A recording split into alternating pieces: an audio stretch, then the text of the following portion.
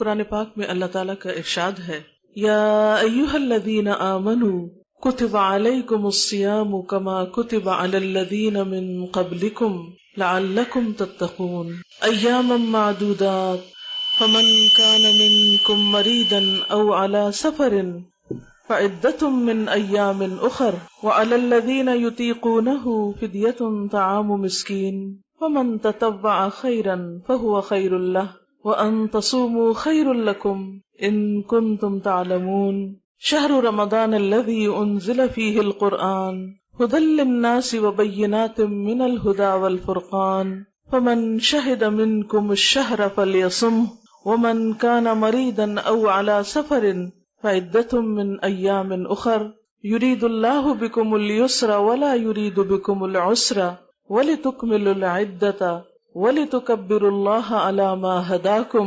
وَلَعَلَّكُمْ تَشْكُرُونَ وَإِذَا سَأَلَكَ عِبَادِي عَنِّي فَإِنِّي قَرِيبٌ أُجِيبُ دَعْوَةَ الدَّاعِ إِذَا دَعَانِ فَلْيَسْتَجِيبُوا لِي وَلْيُؤْمِنُوا بِي لَعَلَّهُمْ يَرْشُدُونَ اے لوگو جو ایمان لائے ہو، تم پر روزے فرض کر دیے گئے جس طرح تم سے پہلے انبیاء کے پیروکاروں پر فرض کیے گئے۔ اس سے توقع ہے کہ تم میں تقوی کی صفت پیدا ہوگی۔ چند مقرر دنوں کے روزے ہیں، اگر تم میں سے کوئی بیمار ہو یا سفر پر ہو تو دوسرے دنوں میں اتنی تعداد پوری کر لے، اور جو لوگ روزہ رکھنے کی قدرت رکھتے ہوں پھر نہ رکھیں تو وہ فدیہ دیں۔ ایک روزے کا فدیہ ایک مسکین کو کھانا کھلانا ہے، اور جو اپنی خوشی سے کچھ زیادہ بھلائی کرے تو یہ اسی کے لیے بہتر ہے، لیکن اگر تم سمجھو تو تمہارے حق میں یہی اچھا ہے کہ روزہ رکھو۔ رمضان وہ مہینہ ہے جس میں قرآن نازل کیا گیا، جو انسانوں کے لیے سراسر ہدایت ہے اور ایسی واضح تعلیمات پر مشتمل ہے جو راہ راست دکھانے والی اور حق کو باطل کا فرق کھول کر رکھ دینے والی ہیں۔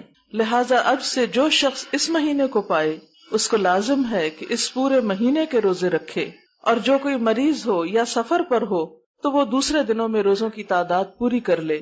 اللہ تمہارے ساتھ نرمی کرنا چاہتا ہے، سختی کرنا نہیں چاہتا، اس لیے یہ طریقہ تمہیں بتایا جا رہا ہے تاکہ تم روزوں کی تعداد پوری کر سکو، اور جس ہدایت سے اللہ نے تمہیں سرفراز کیا ہے اس پر اللہ کی بڑائی بیان کرو اور شکر گزار بنو۔ اور اے نبی صلی اللہ علیہ وسلم، میرے بندے اگر میرے بارے میں تم سے پوچھیں تو انہیں بتا دو کہ میں ان سے قریب ہوں، پکارنے والا جب مجھے پکارتا ہے میں اس کی پکار سنتا ہوں اور جواب دیتا ہوں، لہٰذا انہیں چاہیے کہ میری دعوت پر لبیک کہیں اور مجھ پر ایمان لائیں۔ یہ بات انہیں سنا دو شاید کہ وہ راہ راست پالیں۔ عزیز بہنوں، اللہ تعالیٰ کا ہم سب پر بہت احسان ہے کہ ایک بار پھر زندگی میں ہم ماہ شعبان تک پہنچ گئے، اور اب ماہ شعبان کے آخری عشرے میں رمضان کے قریب پہنچ رہے ہیں۔ صحابہ کرام یہ دعائیں کیا کرتے تھے کہ اللہم بلغنا رمضان، یا اللہ تو ہمیں رمضان تک پہنچا دے۔ کیوں؟ تاکہ ہم اس کی برکتوں سے، رحمتوں سے زیادہ مستفید ہو سکیں، فائدہ اٹھا سکیں۔ حقیقت یہ ہے کہ جو رمضان کی قدر پہچانتا ہے، جو رمضان کی حقیقت کو جانتا ہے، وہی یہ دعا کر سکتا ہے، وہی رمضان کا انتظار کر سکتا ہے، اور جو اس نعمت کا انتظار کرتا ہے وہی اس کی تیاری کر سکتا ہے، وہی اس کا حق ادا کر سکتا ہے۔ تو یہ سراسر اللہ کی رحمت ہے کہ ہمیں اس نے زندگی کا کچھ وقت اور دے دیا، تھوڑی سی مہلت اور دے دی کہ ہم ایک بار پھر اس رحمت سے فائدہ اٹھا سکیں۔ تو اس شکر گزاری کے لیے، یعنی اس مہینے کے انعام یا نعمت کو ملنے کی شکر گزاری کے لیے ضروری ہے کہ ہم اس مہینے کو بہت اچھی طرح گزاریں، اس طریقے پر گزاریں جس سے اللہ راضی ہو جائے۔ تو اس کے لیے ضروری ہے کہ ہم اپنے آپ کو ذہنی طور پر اور عملی طور پر تیار کریں۔ ذہنی تیاری کے لیے تو آج ہم یہاں بیٹھ کر کچھ باتیں دہرائیں گے، ان میں سے بہت سی باتیں آپ نے پہلے بھی سنی ہوگی، لیکن سال گزرنے پر پھر ہم بھول جاتے ہیں، تو اس لیے ضروری ہے کہ ہم اپنے آپ کو یاد دہانی کرائیں۔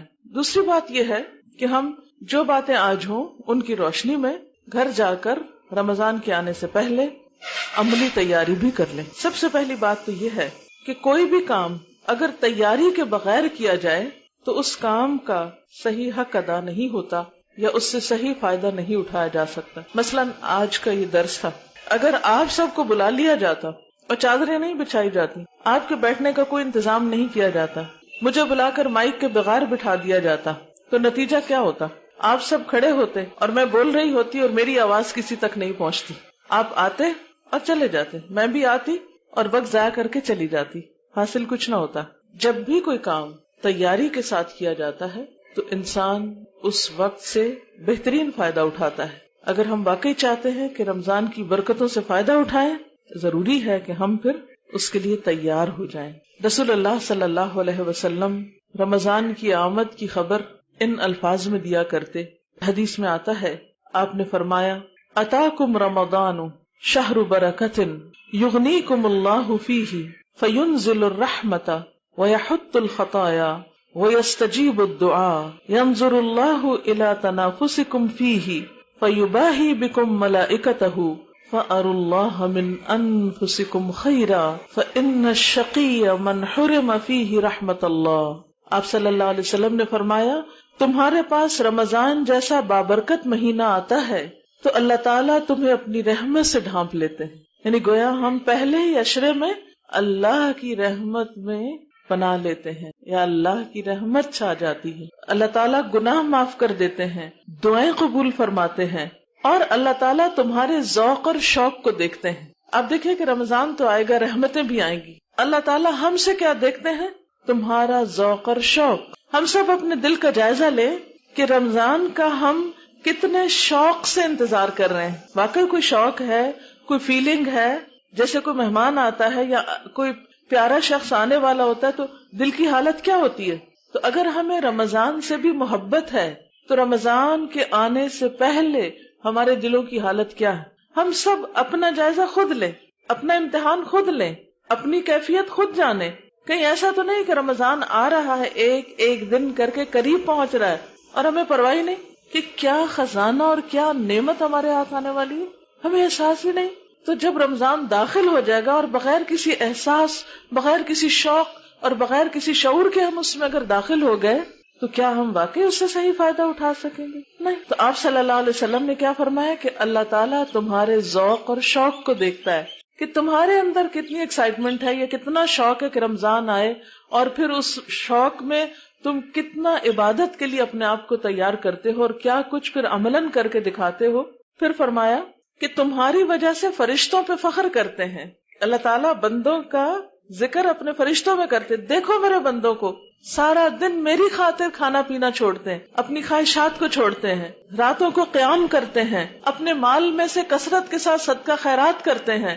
تو جب ایک بندہ رمضان کے مہینے میں خوب ذوق اور شوق کا مظاہرہ کرتا ہے، زیادہ سے زیادہ کثرت کے ساتھ نیک عمل کرتا ہے، تو اللہ تعالیٰ ان بندوں سے اتنا راضی ہوتے ہیں کہ ان کا ذکر فرشتوں کی محفل میں کرتے ہیں اور ان پر فخر کرتے ہیں کہ دیکھو میرے ان بندوں کو کس طرح یہ نیکیوں میں دوڑ رہے ہیں اس مہینے میں.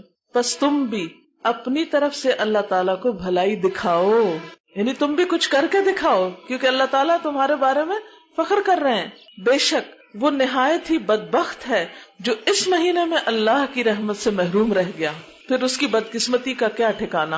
پھر اس میں قرآن پاک نازل ہوا تو نزول قرآن کا مہینہ، اور قرآن پاک کیا ہے؟ هو خیر مما یجمعون، دنیا کی ہر خیر اور ہر بھلائی سے بہترین بھلائی اور نعمت ہے ہمارے لیے. جو بھی کچھ لوگ سمیٹ رہے ہیں سب سے بہترین تحفہ ہے. تو نزول قرآن کا مہینہ، اور پھر اسی طرح لیلۃ القدر کا مہینہ. کیا ہے لیلۃ القدر؟ خیر من الف شہر، 1000 مہینے سے زیادہ بہترین رات. یہ سب کچھ آپ کو سال کے اور حصوں میں نہیں ملے گا، یہ رمضان میں ہی ملے گا. یہ برکتیں، یہ رحمتیں، یہ مغفرتیں، یہ آگ سے نجات، یہ سب کچھ کب؟ رمضان میں. اسی لیے اس کو شہر عظیم، عظیم الشان مہینہ کہا گیا. ایک اور حدیث میں آتا ہے، سیدنا ابی ہریرہ سے روایت ہے، نبی صلی اللہ علیہ وسلم نے فرمایا، رمضان کی پہلی رات ہی شیاطین اور سرکش جن جکڑ دیے جاتے ہیں، جہنم کے سارے دروازے بند کر دیے جاتے ہیں، کوئی ایک دروازہ کھلا نہیں رہنے دیا جاتا. اور یہ کس چیز کا سمبل ہے؟ اللہ کی رحمت کا. کس چیز کا نشان ہے؟ کہ اللہ تعالیٰ نے بندوں کے لیے نیکی کرنا آسان کر دیا، اور اس مہینے میں برائی کے رستے دروازے بند کر دیے. اصل میں کیا ہے؟ برائی کے سارے رستے یا برائی کے سارے طریقے جہنم کے دروازے کھولتے ہیں. یعنی گناہ کیا ہے؟ اللہ کی نافرمانی کیا ہے؟ جہنم کی کنجیاں ہیں. ہر غلط کام کس کا دروازہ؟ جنت کا دروازہ تو نہیں کھولتا، یہ تو جہنم کا دروازہ کھولتا ہے. تو جہنم کے دروازوں کا بند ہونا کیا معنی رکھتا ہے؟ کہ برائیوں سے بچنے کے لیے اللہ نے موقع دے دیا اور نیکیوں کے رستے تم پر کھول دیے. پھر اسی طرح فرمایا، ایک منادی کرنے والا اعلان کرتا ہے، اے بھلائی کے چاہنے والے آگے بڑھ، اے بھلائی کے چاہنے والے اور آگے بڑھو اور آگے آ جاؤ، اور اے شر کے چاہنے والے یعنی اے برائی کرنے والے اب تو رک جاؤ۔ اور رمضان کی ہر رات اللہ تعالیٰ لوگوں کو جہنم سے آزاد کرتے ہیں، یعنی ان کے حق میں بخشش لکھ دی جاتی کہ آج کی رات اتنے لوگ بخش دیے۔ کچھ اور لوگ پھر یعنی جو رمضان آگے بڑھتا جاتا ہے لوگوں کا نیکی کا شوق بھی بڑھتا چلا جاتا ہے، اور جو آگے انسان کو خشوع اور خضوع اور دعاؤں کے اندر رکت اور اللہ سے قربت بڑھتی ہے تو انسان کے جہنم سے نجات کے انسان کو سرٹیفکیٹ ایک طرح سے ملتے چلے جاتے ہیں۔ اس لیے ہم سب کے لیے ضروری ہے کہ پوری تیاری کے ساتھ ہم اس مہینے میں داخل ہوں۔ ایک اور حدیث میں آتا ہے، حضرت ابو ہریرہ سے روایت ہے، رسول اللہ صلی اللہ علیہ وسلم نے فرمایا، رمضان میں میری امت کو 5 خصوصیات ایسی عطا کی گئی ہیں جو اس سے پہلے کسی امت کو نہیں دی گئی۔ جیسا کہ آپ نے قرآن پاک کی آیت میں سنا کہ روزے تو پہلی امتوں پر بھی فرض تھے، کتب علیکم الصیام کما کتب علی الذین من قبلکم، پچھلی امتوں پر بھی یہ فرض تھے روزے، لیکن اس امت پر روزے کی فرضیت کے ساتھ 5 خاص باتیں انہیں ملی جو پچھلی امتوں کو نہیں ملی تھی، اور وہ کیا ہے؟ روزے دار کے منہ کی بساند اللہ کے ہاں کستوری کی خوشبو سے زیادہ بہترین ہے۔ دوسری بات، ان کے لیے فرشتے استغفار کرتے ہیں یہاں تک کہ روزہ دار روزہ افطار کر لے، یعنی آپ روزے سے ہیں، تھکے ہوئے ہیں، زیادہ دعا بھی نہیں مانگ پا رہے، تو اللہ تعالیٰ نے فرشتے مقرر کیے ہوئے جو آپ کے لیے دعائیں مانگے، اور وہ بخشش کی دعائیں۔ ہاں، اگر آپ نے واقعی روزہ رکھا ہوا ہے، اس میں حلال چھوڑ کے حرام نہ کھا رہے ہوں۔ حرام کھانا کیا ہے؟ کسی کی غیبت کرنا، چغلی کرنا، شکایتیں لگانا، کسی کے خلاف دوسروں کو بھڑکانا، یہ حرام کھانا ہے۔ قرآن پاک میں غیبت کے بارے میں کیا فرمایا گیا؟ اَيُحِبُّ أَحَدُكُمْ أَن يَأْكُلَ لَحْمَ أَخِيهِ مَيْتًا فَكَرِهْتُمُوهُ، کہ تم میں سے کوئی پسند کرے گا کہ وہ اپنے مردہ بھائی کا گوشت کھائے، تم اس کو سخت ناپسند کرو گے۔ تو بعض لوگ روزہ تو رکھ لیتے ہیں، کھانا پینا تو چھوڑ دیتے ہیں، لیکن مردار کھانا نہیں چھوڑتے، غیبت چغلی سے پرہیز نہیں کرتے۔ تو جو شخص ہر چیز سے پرہیز کرے، کیونکہ روزہ صرف کھانا پینا چھوڑنے کا نام نہیں ہے، روزہ حرام کو چھوڑنے کا نام بھی، بلکہ روزہ تو تقاضا کرتا ہے کہ جو حلال چھوڑ سکتا تو حرام بھی چھوڑو، اور اسی کا نام تقویٰ ہے۔ تو ان لوگوں کے لیے فرشتے دعائیں کرتے ہیں، فرشتے استغفار کرتے رہتے ہیں۔ پھر اگلی خصوصیت، اللہ تعالیٰ ہر روز ان کے لیے جنت کو سجاتے ہیں، مزین کرتے ہیں، ڈیکوریٹ کرتے ہیں۔ آپ دیکھیں کہ جب کسی خاص بندے نے آپ کے گھر آنا ہو، عموماً لوگ شادی کے موقع پہ کیا کرتے ہیں؟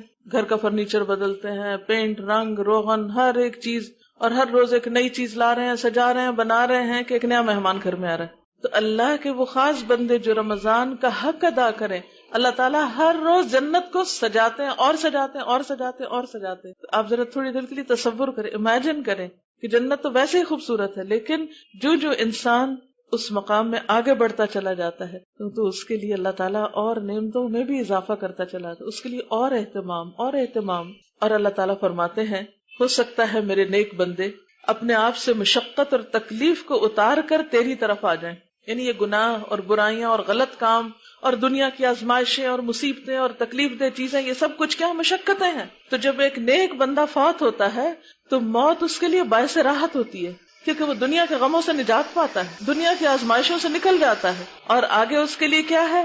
جنت سجی ہوئی ہے۔ تو اللہ تعالیٰ اتنا خوبصورت کرتے اس جنت کو کہ ہو سکتا ہے میرے نیک بندے دنیا کے غم پھینک کے، دنیا کی مشقتیں دور کر کے اس میں آ جائیں۔ اور یہ کب ہو سکتا ہے؟ جب انسان صبر سے کام لے، ہر تکلیف اور مشقت پر، ناپسندیدہ حالت پر صبر اور تحمل اختیار کرے۔ لیکن بات یہ ہے کہ ہماری جلد بازی ہمیں صبر نہیں کرنے دیتی۔ ہم سب کے لیے ایک بہت بڑی مشکل کیا ہے؟ ہماری طبیعتوں کی جلد بازی۔ ہم ہر چیز کو جلدی کرنا چاہتے ہیں، فوراً کرنا چاہتے ہیں۔ آپ صلی اللہ علیہ وسلم کے پاس مختلف وفد آیا کرتے تھے، مختلف علاقوں سے۔ بنو عبد القیس کا ایک وفد آیا اور ان لوگوں نے آ کے اپنی سواریاں روکی اور فوراً دوڑتے ہوئے حضور صلی اللہ علیہ وسلم کے پاس پہنچ گئے۔ لیکن ان کا جو سردار تھا اشج جو تھا، اس نے پہلے اپنا جانور باندھا، پھر اس کے بعد اپنے کپڑے تبدیل کیے اور اہتمام کے ساتھ آپ صلی اللہ علیہ وسلم کی خدمت میں حاضر ہوا۔ تو جب وہ آیا تو آپ صلی اللہ علیہ وسلم نے فرمایا کہ اشج، تمہارے اندر 2 صفات ایسی ہیں جو اللہ تعالیٰ کو بہت محبوب ہیں۔ اب ذرا سوچئے کہ کوئی شخص آپ کے پاس، اپنے آپ کو رکھ لیجئے کہ اگر آپ حضور صلی اللہ علیہ وسلم کی ملاقات کے لیے جائیں اور آپ کو حضور یہ فرمائیں کہ تمہارے اندر کی 2 خوبیاں اللہ کو بہت پسند ہیں، تو آپ کا حال کیا ہوگا؟ یعنی اس وقت کیفیت کیا ہوگی؟ تو بہرحال اس پر ظاہر وہ متوجہ ہوئے کہ کون سی 2 خوبیاں؟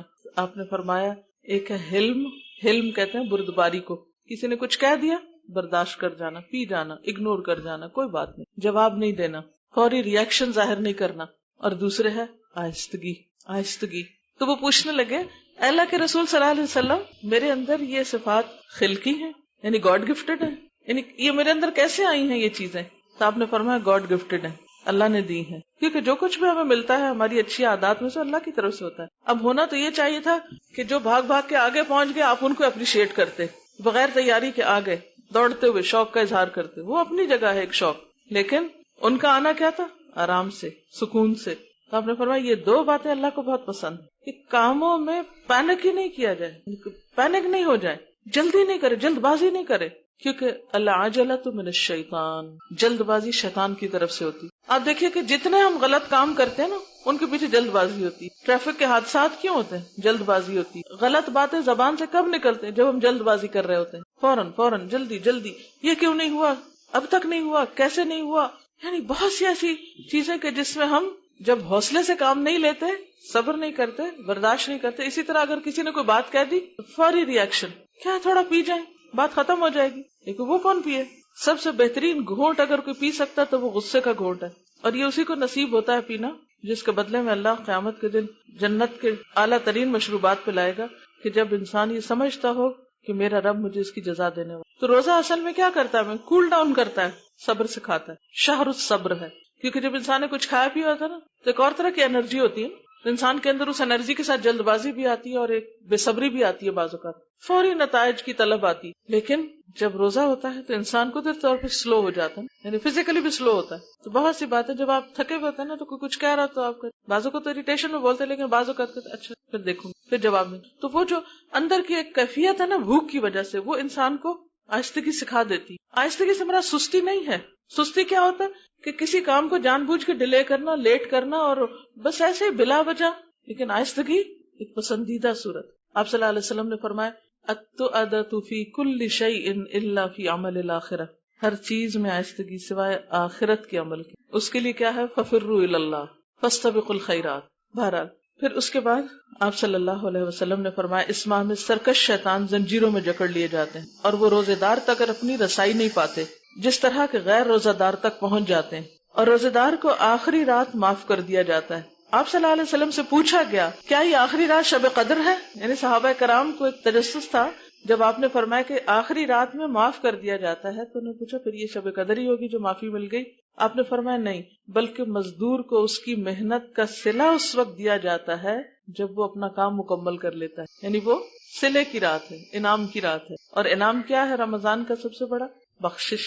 پھر اسی طرح آخرت کے بھی بہت فائدے ہیں. مثلا جنت کا ایک دروازہ جس کا نام ریان ہے، اس سے صرف روزہ دار داخل ہوں گے، کوئی اور نہیں جا سکے گا اس کے ذریعے. پھر اسی طرح گناہوں کا کفارہ ایک رمضان سے دوسرے رمضان تک. پھر اسی طرح روزے دار کے لیے جو اصل جزا ہے اس کی وہ چھپا کر رکھی گئی ہے، کیونکہ آپ صلی اللہ علیہ وسلم فرمایا، اللہ تعالیٰ فرماتے ہیں الصوم لی وانا اجزی، روزہ میرے لیے اور میں اس کی جزا دوں، خود دوں گا، خاص انعام دوں، کیونکہ اس نے میری خاطر کھانا پینا چھوڑا. کسی اور کو تو نہیں پتا ہوتا کہ روزہ دار کیا کر رہا ہے، کھا رہا ہے یا نہیں کھا رہا. چھپ کے کوئی کچھ بھی کر سکتا ہے اور لوگوں کو یہ بتا سکتا ہے میں روزے سے ہوں، لیکن اللہ تو جانتا ہے. لہذا روزہ ہے ہی خالصتاً اللہ اور بندے کا معاملہ، کہ جس کا پتہ کوئی دوسرا لگا ہی نہیں سکتا، کسی دوسرے کو خبر بھی نہیں ہو سکتی. ایک شخص سارے شہر میں روزے کا ڈنڈورا پیٹے اور چھپ کے کھا لے تو ہو سکتا سارا شہر یقین کر جائے ہاں بھی یہ روزے سے، لیکن اللہ کو پتا ہے کہ وہ کیا کر رہا ہے اور اس کو خود پتا ہے. اس لیے اس کی جزا بھی اللہ تعالیٰ نے خاص رکھی. ہر عمل 10 گنا بتایا قرآن پاک میں، لیکن روزے کی جزا کئی گنا. حتیٰ کہ ایک حدیث میں آتا ہے کہ جو شخص ایک دن اللہ کے راستے میں روزہ رکھتا ہے، اللہ تعالیٰ اس کا چہرہ اس ایک دن کے عوض جہنم سے 70 سال دور کر دیتا ہے. اب آپ دیکھیے پوری زمین کو آپ دیکھیے، ایک کونے سے لے کے دوسرے کونے تک اگر آپ ٹریول کرنا چاہیں تو 30-35 گھنٹوں میں پوری زمین کے ایک حصے سے دوسرے حصے تک پہنچ جائیں گے. یہ 25-30 گھنٹوں میں آپ سفر طے کر سکتے. لیکن 70 سال کا فاصلہ ایک بہت بڑا فاصلہ ہے. گویا ایک انسان زندگی کے پہلے دن سے چلنا شروع کرے اور بوڑھا ہونے تک کچھ نہ کرے، صرف چلتا رہے. کتنا دور کا فاصلہ ہوگا اگر چال سے بھی جائے. اور اب تو آپ دیکھیں جہاز اور کیا کچھ موجود ہے. تو اس لیے انسان اس جزا پر یقین رکھتے ہوئے روزے کا حق ادا کر سکتا ہے جو جزا اس کے رب کے پاس ہے. ایک اور جگہ پر فرمایا روزہ جہنم سے ڈال ہے جس طرح تمہیں لڑائی میں بچانے والی ڈھال ہوتی ہے. ڈھال کیا ہوتی ہے؟ کہ کوئی تیر یا وار آ رہا ہو تو آپ سامنے ایک رکاوٹ کھڑی کر لیں. شیلڈ جس کو کہتے ہیں، یعنی وہ آپ کی طرف آنے سے رک جاتی. بالکل اسی طرح روزے سے نمبر 1 انسان آگ سے بچ جاتا ہے. یعنی اب دیکھیں کہ ڈھال کو شاید آپ اس طرح امیجن نہیں کر سکیں. مثلا اگر آپ دیکھتے ہیں جیسے گھر میں کوئی ایسا شخص داخل ہو گیا، خدا نخواستہ کوئی چور یا کچھ، آپ فوراً کیا کریں گے؟ فوراً کنڈی لگائیں گے. آپ گاڑی میں بیٹھتے ہیں اور پتہ چلتا ہے کہ کوئی گاڑی کے اوپر کچھ کرنے آ رہا ہے تو آپ فوراً دروازہ بند کریں گے، فوراً اس کو لاک لگائیں گے کہ کوئی دروازہ نہ کھول دے. کئی دفعہ آپ نے سنا ہوگا ایسے حادثے ہوتے ہیں کہ لوگ لٹ جاتے ہیں گاڑیوں میں کیونکہ دروازہ بند نہیں تھا. جب کوئی لاک کر لیتا ہے تو محفوظ ہو جاتا ہے. اچھا، اسی طرح اس کیفیت کو محسوس کیجئے کہ کسی چور یا کسی شر سے بچنے کے لیے آپ نے دروازہ بند کر لیا اور وہ اندر نہ آ سکا اور آپ محفوظ ہو گئے. بالکل اسی طرح روزہ قیامت کے دن انسان اور آگ کے بیچ میں ایک بند دروازہ بن جائے گا. آگ اس تک نہیں آ سکے گی، آپ محفوظ ہو جائیں گے. روزہ ایک طرح سے انسان کو اپنے لپیٹ میں لے لے گا، محفوظ کر دے گا. اسی طرح گناہوں سے بھی بچنے کا کام دیتا ہے. یعنی انسان ہر وقت اپنے نفس کی وجہ سے، ماحول کی وجہ سے، شیطان کی وجہ سے مختلف قسم کی غلطیاں کرتا رہتا ہے. تو جب انسان روزے سے ہوتا ہے تو انسان ایک طرح سے ایک محفوظ خول یا ایک محفوظ چیز کے اندر آ جاتا ہے اور اس کی بچت ہو جاتی. ایک اور حدیث سے ہمیں پتہ چلتا ہے، آپ صلی اللہ علیہ وسلم نے فرمایا کہ الصوم جنۃ، الصیام جنۃ من النار کجنۃ احدکم من القتال، کہ جیسے جنگ میں ڈھال استعمال ہوتی ہے اسی طرح جہنم سے بھی یہ ڈھال کے طور پر، حفاظت کے طور پر روزہ کام کرے گا. گناہوں کی بخشش کے لیے خاص طور پر احتساب نفس شرط قرار دیا روزے میں. من صام رمضان ایمانا و احتسابا غفر له ما تقدم من ذنبه. یہ سارے وعدے اپنی جگہ ہیں لیکن ان سب کے لیے شرط کیا ہے کہ انسان ایمان کے ساتھ، ایمان کا کیا مطلب؟ خالص اللہ کے لیے کام کرے، دین کے تقاضے کے طور پر، دنیا کے مفاد کے لیے نہیں. اور دوسری طرف احتساب، کام کرے اور اس پر اجر کی نیت اللہ سے رکھے اور اپنے آپ کو پرکھتا بھی رہے کہ میں نے اس کام کا حق ادا کیا یا نہیں. یعنی روزہ تو رکھ لیا، کھانا پینا تو چھوڑ دیا، کہ حق بھی ادا کیا یا نہیں. ایسے شخص کو یہ سکون یا یہ راحت نصیب ہوتی. اور پھر اگر کوئی شخص، جہاں روزہ رکھنے کا اتنا فائدہ ہے، اگر کوئی شخص روزہ نہیں رکھتا تو اس کے بارے میں کیا فرمایا؟ جو شخص رمضان کا ایک روزہ بغیر عذر یا بیماری کے چھوڑ دے، اگر وہ ساری زندگی بھی روزے رکھے، ہمیشہ بھی روزے رکھے، تو اس ایک روزے کے برابر نہیں ہو سکتا. تو اس سے کیا پتا چلتا ہے کہ جہاں روزہ رکھنا اپنے اندر بے شمار فائدے رکھتا ہے، وہاں روزہ نہ رکھنا بھی انسان کے لیے بے شمار بہت بڑے نقصان کا سبب ہے، جس کی تلافی ساری زندگی بھی نہیں ہو سکتی. کیوں نہیں ہو سکتی؟ اس لیے کہ زندگی کا وہ وقت تو ہاتھ سے نکل گیا، چلا گیا. اگر آپ کسی اور دن روزہ رکھتے ہو وہ تو اس دن کا ہے، وہ جو اس رمضان کا تھا، کیونکہ رمضان سارا سال نہیں ہوتا. آپ دیکھیں نا کہ روزہ تو روزہ آپ کبھی بھی رکھ سکتے ہیں، لیکن رمضان کے مہینے کی اہمیت اس سے پتہ چلتی ہے کہ اس مہینے میں جو روزہ رکھا جاتا ہے اس کی بات ہی کچھ اور ہے. جب رمضان نکل گیا تو آپ بے شک سارا سال رکھیں، رمضان کا فائدہ آپ کو نہیں ملے گا. اس لیے اس مہینے کی قدر کرنا بے حد ضروری ہے. اچھا، تو پھر قدر کیسے کی جائے؟ 2 طریقے سے. ایک یہ ہے کہ اس میں انسان اللہ کے حقوق ادا کرے اور دوسری طرف بندوں کے حقوق ادا کرنے کی فکر کرے. اللہ تعالیٰ کے حقوق میں سب سے پہلے نماز آتی. بعض لوگ روزہ تو رکھ لیتے، نماز نہیں پڑھتے. تو نماز کی پابندی ضروری ہے اور وقت پر 5 نمازیں ادا کرنا اور اچھی سی نماز پڑھنا.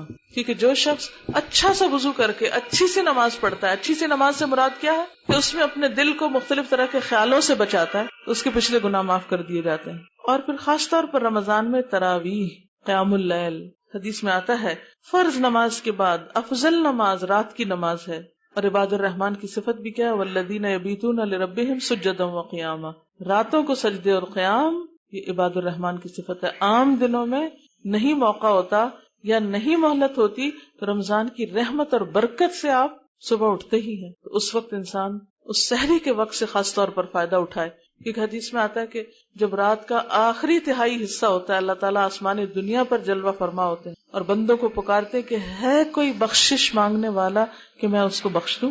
پھر اسی طرح رات کے قیام کے بارے میں، تراویح کے بارے میں بھی فرمایا من قام رمضان ایمانا و احتسابا غفر له ما تقدم من ذنبه. جس طرح روزہ کفارے کا ذریعہ، اسی طرح نماز سے تراویح بھی گناہوں کا کفارہ ہے. لیکن یاد رکھیے کہ روزہ روزہ ہے، تراویح تراویح ہے. دونوں اگرچہ رمضان میں ہے لیکن آپس میں اس طرح کا تعلق نہیں کہ اگر روزہ نہیں تو تراویح بھی چھوڑ دیں آپ، یا اگر آپ تراویح نہیں پڑھی تو آپ کا روزہ کیا رکھنا، تراویح تو پڑھی نہیں میں. نہیں، روزہ ایک فرض عبادت ہے، تراویح جو ہے وہ ایک مسنون عبادت ہے. دونوں کا اپنا اپنا مقام ہے. لیکن رمضان میں ان دونوں کو اکٹھا کر دیا جاتا ہے. آپ صلی اللہ علیہ وسلم نے فرمایا اللہ تعالیٰ نے رمضان کے روزے تم پہ فرض کیے، میں اس میں رات کا قیام سنت ٹھہراتا ہوں. جو خلوص دل اور ثواب کی نیت سے روزہ رکھتا ہے اور قیام کرتا ہے وہ اپنے گناہوں سے پاک صاف ہو کر اس طرح نکلتا ہے جیسے آج اس کی ماں نے اس کو جنم دیا. جیسے حج میں انسان سارے گناہوں سے پاک ہوتا ہے، اسی طرح رمضان میں روزہ اور تراویح کا اہتمام کرنے والا بھی پچھلے سارے گناہوں سے پاک صاف ہو جاتا ہے. پھر اسی طرح یہ ہے کہ تراویح پڑھنے میں عام طور پر خواتین جو ہے وہ سمجھتی ہے کہ شاید یہ مردوں کے لیے صرف، یا پھر یہ ہے کہ بعض اوقات ہم اکیلے گھر میں ہوتے ہیں تو عشاء کی نماز مشکل لگتی، کہاں یہ کہ اب اتنی زیادہ نوافل بھی ادا کیے جائیں. تو ایسی صورت میں اگر کہیں بھی ممکن ہو، قریب ترین کوئی قاریاں ہوں یا کوئی مسجد میں کوئی ایسا حصہ ہو تو وہاں بھی آپ جا سکتے ہیں. عام حالات میں تو عورتوں کو گھر پر ہی نماز پڑھنی چاہیے، لیکن یہ نفل نماز ہے اور اس میں چونکہ قرآن آپ کو خود نہیں آتا تو کہیں سے سن کے آپ اس سے زیادہ فائدہ اٹھا سکتے ہیں. جیسے حرم میں، مسجد مکہ میں، مدینہ میں، دونوں جگہ آپ دیکھیں خواتین اور حضرات دونوں پڑھ رہے ہوتے ہیں. حدیث میں آتا ہے آپ صلی اللہ علیہ وسلم نے فرمایا، بخاری اور مسلم کی روایت ہے، لا تمنعوا اماء اللہ مساجد اللہ، اللہ کی بندیوں کو اللہ کی مسجدوں، اللہ کے گھروں سے مت روکو. یعنی اگر کوئی خاتون، اس کے بچے چھوٹے نہیں یا ان کے لیے جانا آسان ہے یا سہولت موجود ہے، گھر کے ساتھ مسجد ہے یا شوہر جا رہے ہیں ساتھ لے جا سکتے ہیں، وہاں بھی انتظام موجود ہے، محفوظ جگہ ہے، تو بازار اگر عورت جا سکتی ہے تو مسجد میں نماز کے لیے کیوں نہیں جا سکتی؟ اور وہ بھی صرف رمضان میں تراویح کے لیے، یا کبھی بازار میں کوئی شاپنگ وغیرہ ہو رہی تو نماز کا وقت آ گیا تو قضا کرنے سے بہتر ہے کہ آپ نماز ادا کریں جہاں بھی آپ کے لیے موقع ہو، کیونکہ نماز تو وقت کی پابندی کے ساتھ فرض کی گئی. بہرحال تو بات یہ ہے کہ رمضان میں تراویح کا خاص اہتمام ضروری. دوسری چیز جو ہے وہ قرآن کی تلاوت، ناظرہ بھی پڑھیں، تراویح میں بھی سنیں، اور اس کے ساتھ ساتھ چونکہ قرآن ہدایت کے لیے آئے اس لیے ترجمہ بھی اس کا پڑھیں. خود پڑھنے سے بعضوں کا ساری باتیں سمجھ نہیں آتی، تو اس لیے الحمدللہ ایک بہت اچھی بات ہے کہ جگہ جگہ پر دورہ قرآن کا اہتمام ہوتا ہے. آپ کے علاقے میں بھی ہوگا، میرے خیال ہے یہاں پر بھی ہے. تو آپ کہیں بھی جا کر اپنے دن کے 2 گھنٹے کم از کم ایسے نکالیں کہ جس میں آپ پورے پارے کا ترجمہ سن لیں، اور اس طرح رمضان کے مہینے میں پورے قرآن کے ترجمے سے گزر جائیں. نبی صلی اللہ علیہ وسلم جبریل علیہ السلام کے ساتھ پورے قرآن کا دور کرتے تھے، جتنا نازل ہو چکا ہوتا تھا رمضان تک، اور آخری سال آپ نے 2 دفعہ اس کو دہرایا. تو آپ کا بھی 2 دفعہ کس طرح ہو سکتا ہے؟ 1 دفعہ تراویح میں پڑھ لیں اور 1 دفعہ دن کو ترجمے کے ساتھ پڑھ لیں. اور بہتر ہے کہ 1 دفعہ آپ کم از کم خود اپنی زبان سے بول کے ناظرہ پڑھ لیں. صبح کے وقت صبح میں ناظرہ پڑھ لیں، دوپہر میں آپ ترجمے سے سن لیں، اور شام میں آپ تراویح میں سن لیں. 3 قرآن آرام سے ہو جائیں گے. بعض لوگ یہ 3 کام نہیں کریں گے، خود بیٹھ کے 3 سپارے پڑھیں گے. لیکن اگر آپ ٹائم مینج کر لیں، صبح ناظرہ خود پڑھ لیں 1 سپارہ، آدھا گھنٹہ لگے گا، دوپہر کو ترجمے کے ساتھ یا تفسیر کے ساتھ سن لیں، اور شام میں پھر تراویح. تو آپ دیکھیں گے کہ چونکہ رمضان میں قرآن نازل ہوا اور آپ صلی اللہ علیہ وسلم عام دنوں کی نسبت رمضان میں قرآن زیادہ پڑھتے تھے یا سناتے تھے، تو اسی طرح آپ بھی جو سنا سکتے ہیں وہ سنائیں، جو پڑھ سکتے ہیں پڑھیں، جو پڑھا سکتے ہیں پڑھائیں، لیکن قرآن کے ساتھ خاص تعلق رکھیں کیونکہ رمضان قرآن کا مہینہ ہے اور سارے سال کا ایک طرح سے وہ تیاری ہو جاتی ہے، ایک روحانی غذا انسان کو مل جاتی ہے. پھر اسی طرح روزے کے ساتھ ساتھ دعائیں خوب مانگے.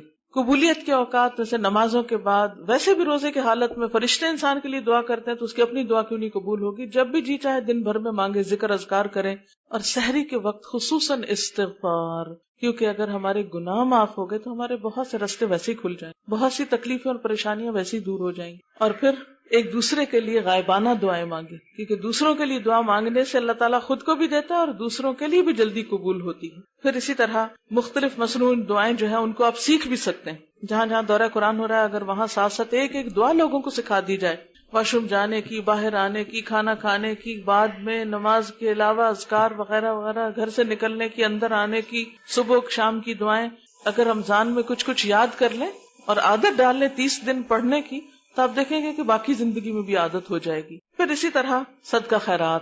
حدیث میں آتا ہے نبی کریم صلی اللہ علیہ وسلم بھلائی کرنے میں بہت سخی تھے. رمضان میں جب جبریل آپ سے ملتے تو آپ اور بھی زیادہ سخاوت کرتے. رمضان میں حضرت جبریل ہر رات آپ سے ملا کرتے تھے. اس سے کیا پتہ چلتا ہے کہ رمضان میں ہر رات یا ہر دن مل کر کسی کے ساتھ قرآن کی دہرائی ضروری ہے. اکیلے نہیں بات بنے گی، کیونکہ جب انسان کسی مجلس میں بیٹھتا ہے تو حدیث میں آتا ہے کہ اس مجلس میں بیٹھنے والوں کی بخشش کر دی جاتی ہے، تو ایک فرشتہ کہتا ہے یا رب وہ فلاں شخص تو ایسے ہی آ کے بیٹھا تھا، وہ تو خود کسی نیت سے نہیں آیا تھا. تو اللہ تعالیٰ فرماتے ہیں یہ وہ مجلس ہے جس میں بغیر ارادے کے آ کے بیٹھنے والا بھی بخش دیا جاتا ہے، میں نے اس کو بھی بخش دیا. تو اس لیے رمضان میں جہاں انفرادی عبادت ہوگی وہاں اجتماعی عبادت بھی. اجتماعی کیسے؟ جیسے تراویح میں اکٹھے ہو جائیں، آسان ہو جائے گی، ہلکی ہو جائے گی نماز. اسی طرح دن میں دورہ قرآن کے لیے اکٹھے ہو جائیں تو اس سے کیا ہوگا کہ گھر میں آپ پورے پارے کا ترجمہ پڑھیں گے، سمجھیں گے تفسیر تو وہ سو جائیں گے وہیں. لیکن جب آپ کسی اور کے ساتھ مل کے کریں گے تو وقت بھی بند جائے گا، تو آپ کا کام آسان ہو جائے گا. پھر اسی طرح یہ ہے کہ اگر آپ کی زکوٰۃ ڈیو ہے تو آپ رمضان میں وہ بھی ادا کر سکتے ہیں، لیکن مختلف طریقوں سے صدقہ خیرات آپ کرتے رہیں. خاص طور پر خواتین کو آپ صلی اللہ علیہ وسلم نے زکوٰۃ کی ادائیگی کا حکم دیا. ایک حدیث میں آتا ہے، عبداللہ بن عمرو بن العاص سے روایت ہے، ایک عورت نبی صلی اللہ علیہ وسلم کے پاس آئی، اس کی ایک بچی بھی ساتھ تھی جس کے ہاتھ میں 2 سونے کے موٹے موٹے کنگن تھے. آپ نے اس سے فرمایا کیا تم اس کی زکوٰۃ ادا کرتی ہو؟ اس نے کہا نہیں. آپ نے فرمایا کیا تمہیں یہ پسند ہے کہ قیامت کے دن اللہ تعالیٰ تمہیں اس کے بدلے میں آگ کے 2 کنگن پہنائے؟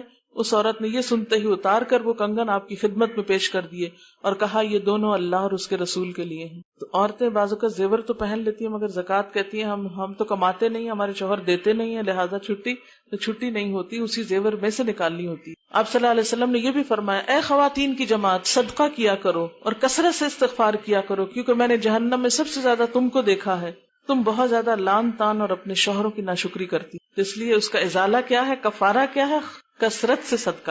پھر اسی طرح اگر موقع ہو عمرے کا تو رمضان میں عمرہ کرنا زیادہ بہتر. ایک تو عمرہ حج کے برابر ہے رمضان کا، نبی صلی اللہ علیہ وسلم نے فرمایا کہ رمضان میں عمرہ میرے ساتھ حج کرنے کے برابر. ایک خاتون کو آپ نے حج کے لیے کہا تو اس نے کہا کہ میرے شوہر نہیں جا سکتے، تو آپ نے فرمایا کہ اچھا تم رمضان میں عمرہ کرنا، وہ ایسا ہی تمہیں ثواب ہوگا جیسے میرے ساتھ حج کرنے کا ثواب. اور دوسرا یہ کہ تراویح کا وہاں اتنا اچھا انتظام ہوتا ہے، تو اگر کسی نے جانا ہی ہو سال میں تو بہتر ہے رمضان میں جائے تو زیادہ فائدہ اٹھائے. پھر خاص طور پہ آخری عشرے کی عبادت. آخری عشرہ، آپ صلی اللہ علیہ وسلم جب رمضان کا آخری عشرہ شروع ہوتا تو اس کا اکثر حصہ جاگ کے گزارتے، گھر والوں کو بھی بیدار کرتے اور خوب محنت کرتے اور کمر کس لیتے، یعنی عبادت زیادہ ہو جاتی. اس لیے ان دنوں میں بازاروں میں گھوم پھر کے شاپنگ کرنا، تیاری کرنا، عید کی ادھر جاؤ ادھر آؤ، افطاریاں کرنا، جس کی افطاری کرنی پہلے 20 دنوں میں کر لیں، جو کچھ عید کے لیے خریدنا وہ ابھی خرید کے رکھ لیں. لیکن رمضان کے دن دوبارہ نہیں ملتے. اگلے سال اللہ نے دیے تو وہ نئے ہوں گے، یہ تو نہیں آئیں گے نا دوبارہ، ان کو کیوں ضائع کیا جائے؟ اب یہ تو نہیں اگلے مہینے تنخواہ ملنی ہے تو آپ اس مہینے کے پیسے ضائع کر دیں، اگلے مہینے پھر مل جائے گی. نہیں، اگلے مہینے کے لیے اس دفعہ جو چانس ملا اس کو استعمال کریں، ضائع نہیں کریں. پھر اعتکاف. عام طور پر آپ دیکھیے کہ ہم اعتکاف کے معاملے میں سستی کر جاتے ہیں. ہم کیا کہتے ہیں؟ ہم بڑے مصروف ہیں. کیا رسول اللہ صلی اللہ علیہ وسلم سے بڑھ کے بھی کوئی مصروف تھا؟ کوئی نہیں تھا. لیکن آپ نے ہمیشہ اعتکاف کیا. 1 سال نہیں کر سکے تو اگلے سال 20 دن کا کیا، کیونکہ یکسوئی کے ساتھ ایکسکلوسیولی ساری دنیا کے کام چھوڑ کے اللہ کے لیے خالص ہو کے بیٹھ کے عبادت کرنا جو ہے اس کے اپنے فائدے. پھر اسی طرح لیلۃ القدر کی تلاش آخری عشرے کی راتوں میں، اور پھر رمضان کے آخر میں صدقہ فطر کی ادائیگی عید کی نماز سے پہلے.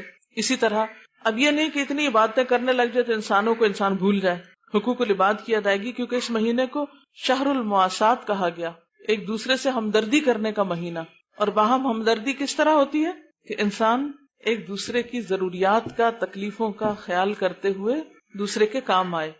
آپ صلی اللہ علیہ وسلم نے فرمایا بیوہ عورت اور مسکین کی خبر گیری کرنے والا اللہ کی راہ میں صحیح کرنے والے کی مانند ہے، اس شب زندہ دار شخص کی مانند ہے جو عبادت اور شب بیداری میں سستی نہیں کرتا، اور اس روزہ دار کی مانند ہے جو کبھی افطار نہیں کرتا. اتنا بڑا ثواب ہے بیوہ عورتوں کی خبر گیری، اور اسی طرح مسکین لوگوں کی. پھر اسی طرح دوسروں کو کھانا کھلانا، ضرورت مند لوگوں تک راشن پہنچائیں. پھر اسی طرح افطاری کا اہتمام، اپنے رشتہ داروں وغیرہ کو، ضروری نہیں کہ گھر میں بہت گرینڈ پارٹی کریں تو وہی افطاری ہے، آپ ان کے گھر بھی بھجوا سکتے ہیں، کچھ بھی کر سکتے ہیں، کھجوریں بانٹ سکتے ہیں. تو اس کا حریص ہونا چاہیے، کیونکہ جو شخص کسی کا روزہ کھلواتا ہے اس کو اتنا ہی ثواب ملتا ہے جیسے اس نے خود اس کا روزہ بھی رکھ لیا.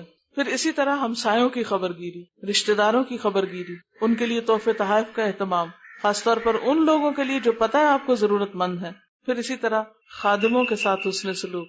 عام طور پہ ہم خود تو کھاتے پیتے رہتے ہیں، گرم گرم پراٹھے بنوا کے لاسٹ مومنٹ تک، اور ان کے کھانے کے لیے کوئی وقت نہیں چھوڑتے. تو اگر وہ عام طور پہ اذان یا اذان کے بعد کھا رہے ہوتے ہیں، روزہ مکروہ کر رہے ہوتے ہیں، تو جہاں خود کھا رہے ہیں وہاں ان کے کھلانے کا بھی اہتمام، اور وقت کی پابندی کے ساتھ کہ انہوں نے کھایا کہ نہیں. افطار میں یہ نہیں کہ وہ سرو بھی کرتے رہے اور وہ بےچارے بھوکے منہ باندھ کے بیٹھے رہے. نہیں، ان کا بھی ساتھ ہی خیال. اور دوسرے یہ کہ ان کے کام کو کم کرنا. پھر اسی طرح اگر آپ کسی کے لیے کچھ بہت زیادہ نہیں بھی کر سکتے تو آپ کیا کریں؟ کم از کم دوسروں کو تکلیف نہ دے، زبان سے کوئی بری بات نہ نکالے، ہاتھ سے کسی کو تکلیف نہ دے. آپ صلی اللہ علیہ وسلم نے فرمایا ایک مسلمان پر دوسرے مسلمان کا خون، مال اور عزت حرام ہے. جیسے خون حرام ہے ایسے عزت بھی حرام ہے. کہ آپ کسی کی خواہ مخواہ بیک بائٹنگ شروع کر دیں، پیچھے اس کی برائیاں ایسی بلا وجہ شروع کر دیں، اپنے محض دل کی بھڑاس نکالیں، یہ مومن کا اخلاق نہیں. پھر اسی طرح آپ صلی اللہ علیہ وسلم نے فرمایا جب تو روزہ رکھے تو تیری آنکھ اور تیرے کان کا بھی روزہ ہونا چاہیے، زبان پہ بھی قابو ہونا چاہیے، جھوٹ اور حرام سے بھی بچنا چاہیے، پڑوسی کو تکلیف نہیں دینی چاہیے، تجھ پر وقار اور اطمینان ہو، اور اپنے روزے کے دنوں کو دوسرے دنوں کے برابر نہ کر. روزے کے دن کو عام دن کے برابر نہ کر، یعنی فرق ہونا چاہیے. جیسے آپ صلی اللہ علیہ وسلم نے فرمایا من لم یدع قول الزور والعمل به فلیس للہ حاجۃ ان یدع طعامہ وشرابہ. جس نے روزہ رکھ کر جھوٹ بولنا اور اس پر عمل کرنا نہیں چھوڑا تو اللہ تعالیٰ کو اس بات کی کوئی ضرورت نہیں کہ وہ شخص بھوکا یا پیاسا رہے. آپ صلی اللہ علیہ وسلم نے یہ بھی فرمایا کتنے ہی روزہ دار ایسے ہیں جن کو روزے سے سوائے بھوک پیاس کے کچھ نہیں ملتا، کتنے ہی راتوں کو جاگنے والے ایسے ہیں جن کو رت جگہ کے سوا کچھ بھی نہیں ملتا، کچھ ان کی زندگی پہ اثر نہیں پڑتا، کچھ ان کے اندر تقویٰ نہیں آتا، کیونکہ بغیر سوچے سمجھے بے شعوری کے ساتھ ایسے سب کام کرتے چلے جاتے ہیں. لہٰذا شعور کے ساتھ، ہوش حواس کے ساتھ سوچ سمجھ کے اپنے آپ کو برائیوں سے روکنا ہے. آنکھ کا بھی روزہ، کان کا بھی روزہ، زبان کا بھی روزہ، یہ ہے اصل روزہ. اور چال ڈھال میں بھی روزہ، کسی کو اذیت نہیں دینی، کسی کو دکھ نہیں دینا. آپ صلی اللہ علیہ وسلم نے اس کا حال یہ بتایا کہ کوئی تم سے لڑنے آئے، کوئی گالی گلوچ کرے یا جہالت سے پیش آئے تو وہ کہے ان امرؤ صائم، میں تو روزے سے ہوں، میں جواب نہیں دے سکتا. اور پھر رمضان کے آخر میں اپنا جائزہ، اپنا احتساب کہ کیا واقعی ہم نے رمضان کا حق ادا کیا. کیونکہ آپ صلی اللہ علیہ وسلم ایک موقع پر ممبر پر تشریف لے گئے، 3 دفعہ آپ نے آمین فرمایا ہر سیڑھی پہ چڑھتے ہوئے. لوگوں نے عرض کیا اے اللہ کے رسول صلی اللہ علیہ وسلم، آج ہم نے ایک ایسی چیز دیکھی ہے جو اس سے پہلے کبھی نہیں سنی تھی. آپ نے 3 مرتبہ آمین کس لیے فرمایا؟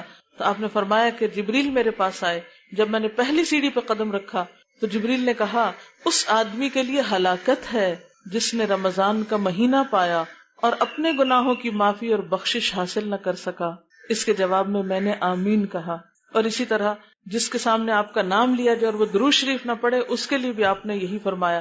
اور اسی طرح جو شخص بڑھاپے میں ماں باپ دونوں یا ایک کو پائے پھر ان کی خدمت نہ کرے تو اس کے لیے بھی ہلاکت کا پیغام دیا آپ نے. اور آخری بات یہ، نبی کریم صلی اللہ علیہ وسلم نے فرمایا من صام رمضان وعرف حدودہ وتحفظ مما ينبغي له ان يتحفظ فيه كفر ما قبله.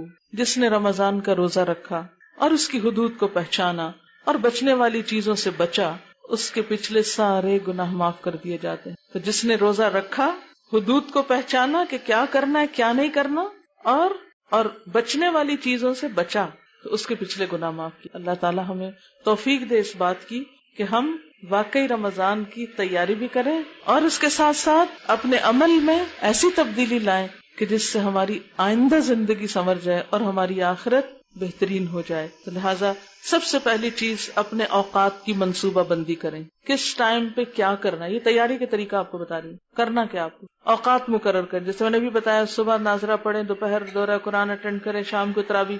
کس دن کس کو افطار بھیجنا ہے، کس کو کہاں کیا صدقہ کرنا ہے، کس کو کیا کیا دینا ہے، کہ اگر غریبوں کو کپڑا دینا ہے یا راشن دینا تو پہلے رمضان سے پہلے یہ سب کچھ کر لیں. کاموں کی لسٹ بنائیں، کرنا کیا کیا، اور پھر اس کے لیے اوقات بھی لکھیں، کب کرنا ہے، کس تاریخ کو کرنا ہے، کس دن کو کرنا ہے، کس طریقے پہ کرنا ہے. سب سے پہلے وقت کی منصوبہ بندی. دوسری چیز پھر اس کے بعد ان چیزوں کی پابندی بھی، خود احتسابی بھی، یعنی اوقات مخصوص کر کے.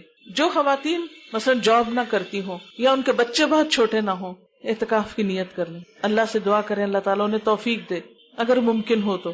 پھر اسی طرح جب آپ کو چاند نظر آئے تو آپ مسنون دعا پڑھیں. مسنون دعا کیا ہے؟ اللہم احلہ علینا بالامن والایمان والسلامت والاسلام لما تحب وترضى یا ہلال ربی وربک اللہ. پھر اسی طرح سحری کا اہتمام، کیونکہ سحری کھانے والوں کے لیے برکت ہے. فرشتے اس وقت ان کے لیے دعائیں کرتے ہیں. مثلا سحری کے وقت آپ اٹھے، پہلے آپ خود استغفار کر رہے تھے، جب کھانے لگے تب استغفار تو نہیں کر سکتے، آپ کھا رہے ہیں، فرشتے آپ کے لیے استغفار پڑھ رہے ہیں، وہ آپ کے لیے بخشش کی دعائیں کر رہے ہیں. لہذا اس کا اہتمام. پھر اسی طرح سحر اور افطار کی دعائیں، افطار کی خاص طور پر دعا ذهب الظمأ وابتلت العروق وثبت الاجر انشاءاللہ، یہ مسنون دعا ہے، نبی صلی اللہ علیہ وسلم نے سکھائی. پیاس بجھ گئی، رگیں تر ہو گئی اور روزے کا ثواب انشاءاللہ واجب ہو گیا. یعنی اچھا گمان اللہ کے بارے میں رکھنا چاہیے تاکہ اجر واقعی ثابت ہو جائے. پھر اسی طرح اور کیا کرنا ہے؟ حرام چیزوں سے بچنا ہے، حرام مال سے بچنا ہے، حرام باتوں سے بچنا ہے، چغلی، غیبت، شکایتیں، شکوے اور اس طرح کی چیزیں اور لڑائی جھگڑا، ان سب چیزوں سے شعوری طور پہ بچنا ہے. اور اسی طرح صدقے خیرات کا اہتمام. پھر بتدریج پہلے عشرے میں کیا کرنا ہے، دوسرے میں کیا کرنا ہے، تیسرے میں کیا کرنا ہے، آہستہ آہستہ عبادات انکریز کریں. یہ نہیں کہ سب کچھ پہلے 2 دن کر کے پھر تھک کے بیٹھ جائیں اور بیمار پڑ جائیں، نہیں، تھوڑا تھوڑا کر کے عادت بڑھاتے جائیں. اسی لیے آخری عشرے میں خوب عبادت، کیونکہ پہلے 20 دن تیاری ہو چکی ہوتی ہے آخری عشرے کی. اور پھر اسی طرح ایک رات میں ختم نہ کرنے کی کوشش کریں. بعض لوگ سارا مہینہ کچھ نہیں پڑھتے، شبینہ کر لیتے ہیں، ایک ہی رات میں سارا پڑھ کے آ جاتے ہیں، یہ 3 راتوں میں پڑھ لیتے ہیں یا 5 راتوں میں. یہ مسنون طریقہ نہیں ہے.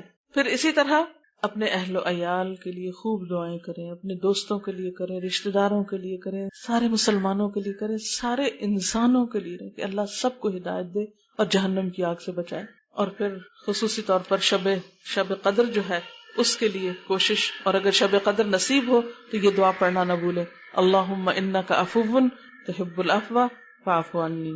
اور پھر کثرت سے صدقہ خیرات. نبی صلی اللہ علیہ وسلم اس مہینے میں تیز ہوا سے زیادہ سخی ہوتے تھے، اور تیز ہوا جو ہوتی ہے وہ ہر جگہ جا پہنچتی ہے.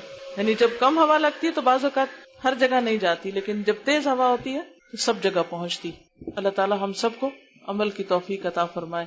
وآخر دعوانا ان الحمد للہ رب العالمین. سبحان اللہ والحمد للہ ولا الہ الا اللہ واللہ اکبر ولا حول ولا قوة الا باللہ العلی العظیم.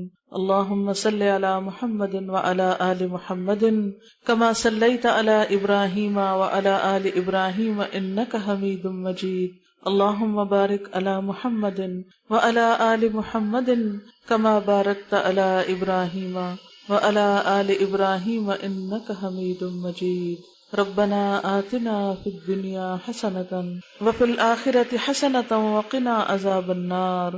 ربنا لا تزغ قلوبنا بعد إذ هديتنا وهب لنا من لدنك رحمة إنك أنت الوهاب. ربنا هب لنا من أزواجنا وذرياتنا قرة أعين واجعلنا للمتقين إماما. یا اللہ پاک جو کچھ ہم نے سیکھا ہے ہمیں اس پہ عمل کی توفیق عطا فرما. یا اللہ ہمارے قول اور فعل کا تضاد دور کر دے، ہمارے ظاہر اور باطن کو ایک کر دے، ہماری نیت کو اپنے لیے خالص کر لے. ہم سب کو بہترین چیزیں سیکھنے کی اور سمجھنے کی توفیق عطا فرما. اللہ ہمارے وقت میں برکت پیدا کر دے، ہماری مشکلات کو آسان کر دے اور ہمیں اپنے دین کا خادم بنا لے. یا رب العالمین اس جگہ کو بابرکت کر دے. یا رب العالمین اس جگہ سے بے شمار لوگوں کو فیض اور نیکی پہنچے. یا اللہ تو دن دگنی اور رات چگنی ترقی عطا فرما اور اپنی رحمتیں یہاں برسا اور لوگوں کو بہترین طریقے سے اس سے فیضیاب ہونے کی توفیق عطا فرما. یا اللہ جتنی بہنیں آئی ہیں سب کا آنا قبول فرما، سب کا سیکھنا قبول فرما. یا اللہ ہمیں رمضان کی برکتوں سے، رحمتوں سے بھرپور فائدہ اٹھانے کی توفیق دے. یا رب العالمین تو سب کی کوششوں کو قبول فرما لے اور سب کے لیے ان کی کوششیں صدقہ جاریہ بنا دے. سب بیماروں کو صحت دے، سب دکھی لوگوں کے دکھ دور فرما، سب پریشان حالوں کی پریشانی دور فرما اور ہم سب کو اپنی رحمت سے ڈھانپ لے اور ہمیں اس رستے پر مرتے دم تک استقامت نصیب فرما. یا اللہ تو ہم سے اس کوشش کو قبول کر لے. ربنا تقبل منا انک انت السمیع العلیم وتب علینا انک انت التواب الرحیم. وصلی اللہ تعالی علی خیر خلقہ محمد وعلی آلہ واصحابہ واہل بیتہ اجمعین برحمتک یا ارحم الراحمین.